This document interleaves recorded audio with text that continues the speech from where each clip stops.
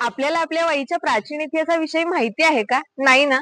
अनेकांना वाई म्हणजे केवळ मंदिरांची नगरी म्हणून परिचित आहे, परंतु या भूमीचा इतिहास अत्यंत प्राचीन आणि बहुपर्यायी स्वरूपाचा आहे आणि तोच आज आपण जाणून घेऊया. नमस्कार, मी प्राची आणि आपण पाहत आहात हिस्ट्री टॉक. वाई नगरीचा अतिप्राचीन इतिहास हा उपलब्ध साधनांवरून पूर्णतः निश्चित करता येतो. तथापि वाई जवळून वाहणाऱ्या कृष्णा नदीस मिळणाऱ्या किवरा ओढ्याच्या काठी कीचक नावाच्या परिसरात प्राप्त शुद्राश्म हत्यारे, पाटा, वरवंटा, खापरे इत्यादी पुरातत्वीय अवशेष या परिसरात प्राचीन काळापासून मानवी वस्ती अस्तित्वात होती याची स्पष्ट साक्ष देतात.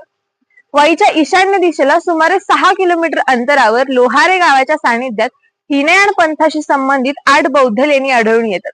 ही लेणी आज पाल्पेश्वर गुहा या नावाने ओळखली जातात आणि वाई परिसरातील प्राचीन बौद्ध परंपरेचे महत्व देखील अधोरेखित करतात.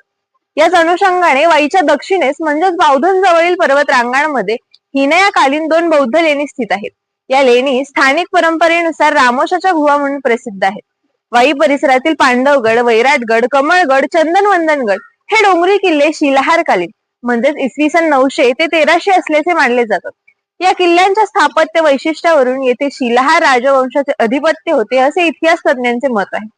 इसवी सन 1396 ते 1407 या कालखंडात सलग 12 वर्ष चाललेल्या दुर्गादेवीच्या दुष्काळामुळे वाईतील लोकसंख्या मोठ्या प्रमाणावर स्थलांतरित झाली आणि वाई नगरी काही काळासाठी ओस पडली.